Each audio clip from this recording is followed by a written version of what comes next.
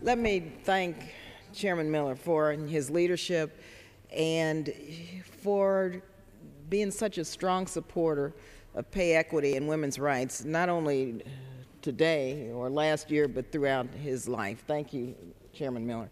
Also, I just have to say to my colleague, Congresswoman Lee, oftentimes a lone voice in the wilderness, but today we pay tribute to the women of America thanks to Rosa DeLauro. Thank you so much, Congresswoman DeLauro. You have been a champion for women and working families since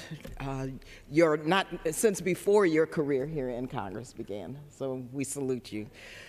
In 1963, and I know these statistics have been repeated earlier, but I have to say them again because it's so important to remember where we were, where we are, and where we need to go, and that's what today is about. In 1963, women who worked full-time made about 59 cents on average for every dollar earned by men. For every dollar earned by men in 2006, women earned about 77 cents. The wage gap has narrowed by less than half a cent per year. Clearly, we have a long way to go.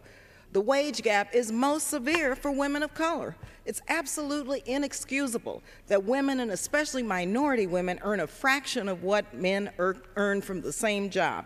African American women earn just 63 cents on the dollar, and Latinas earn far worse at 57 cents. In my own state of California, black women working full-time year-round earn only 61%, and Latinas 42% of the wages of white men. This is outrageous.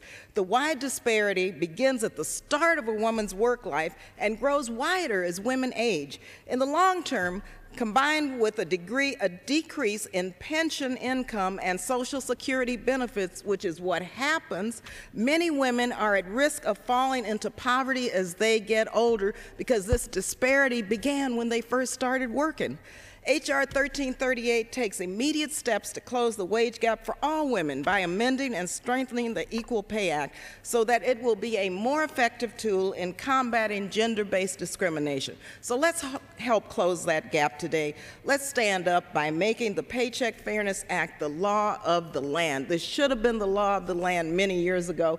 Many of us remember when we first started working and how that male counterpart in our job was making twice as much as we were making. I remember those days, and as a result of that, many women now will have less in their Social Security and their pensions. Thank you, Congresswoman DeLauro. Thank you, Chairman Miller, for today. Thank you. Thank you.